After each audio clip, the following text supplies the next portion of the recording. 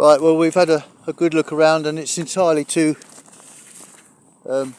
busy, really. And if you look at the roads, it doesn't seem like there's many people on them, but every parking space is taken, and there are people crowding into little tiny gaps up behind each other, and I certainly don't want that. Don't want to wake up with a crowd around me. Not the first time I've heard that. Anyway, no, I just thought I'd have a little stroll, and we'll go and find there's about 46 kilometres down the road. There's another campsite, so we might as well pay for a bit of peace and quiet and security. But just look at this. I'm halfway up this bloody thing. Well, I say halfway up. Look, there's the van down there. It's not a huge climb, but yeah. I don't know why. I've seen it the last few days. Well, since we came through the Pyrenees, I seem to be really out of breath. I've got to have a little look. There's a body of water just down there. You can probably see. I know it's into the sun, but you can probably just make it out. So I'm going to continue this video. Yes, I don't know why I've been so out of breath, and it's as if I know that. I mean, some of these places literally have almost taken my breath away because the beauty of them and the nature and what have you. But I didn't think it was a literal thing. And as I say, I seem to be.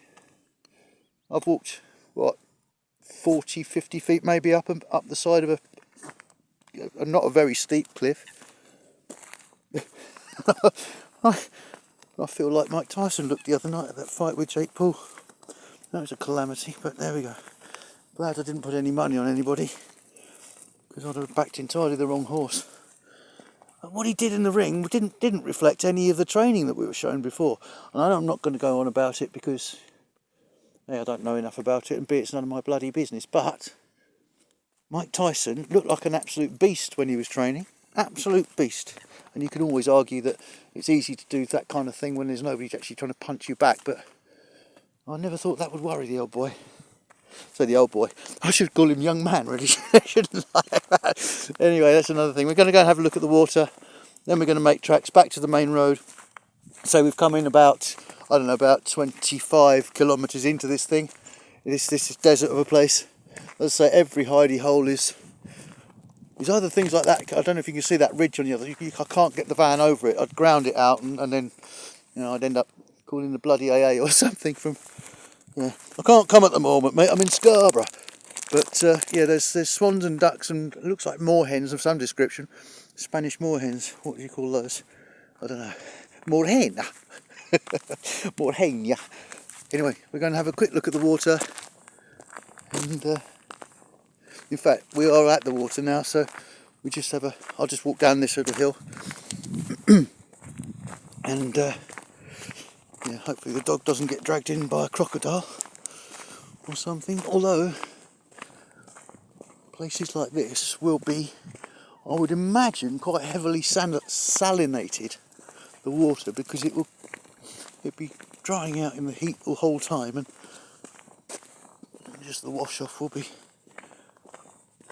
I don't know if it'll be saline or not. I don't know. But yeah, this is this little area you can see on the ground that. The dogs and what have you have trampled in here. It all looks a little bit. The water looks a little bit. Well, it will be. There's no flora in there at all, really. I mean, weeds sticking up here and there, but there's no lilies or anything else like that. So there's nothing really to oxygenate it. So I'm guessing there probably wouldn't be any fish in here. And if there were, I'm guessing someone would have netted it or trapped them or something. And but no, that just seems pretty much bereft of life. When even little tiny pools in the UK, sometimes you can just go walking around them or quietly sit there for 20 minutes or half an hour, and you get a great big splash in the middle, and you think, bloody hell, how can a little pool like this support a great big? And it's usually carp or something like that. But there are two I don't know if you can see those over there. Two swans over there, and. Let's say there's some more henny looking affairs over there. I don't know what they are. Those swans, they look like they're having a face off. They're not actually moving. Like decoy swans. I am now in somebody's sights. I'm looking at them, looking at me. Oh my goodness. So, anyway, we've seen all we said we'd see, and it's unfortunate. It's not really. Well, it's just people, isn't it? I just don't want to be staying amongst them. So we'll go to a private campsite.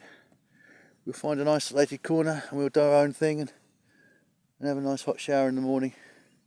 Not that there isn't a nice hot shower in the van, but you know what I mean. It's easier to let somebody else do stuff sometimes, and I am on holiday after all. Right, come on, Dan. Come on, sweetheart. Danny, come on. Is she gonna swim across or wander across? Can you see her? Look, she's gone half into the water. Oh, she is in the water.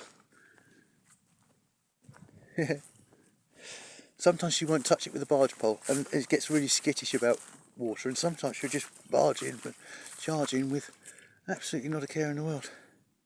Right, that's enough of me gabbling. You've seen the mountains, you've seen the desert, you've seen the Oasis, and you've heard me babble on for quite some time. More to follow, guys. Cheers.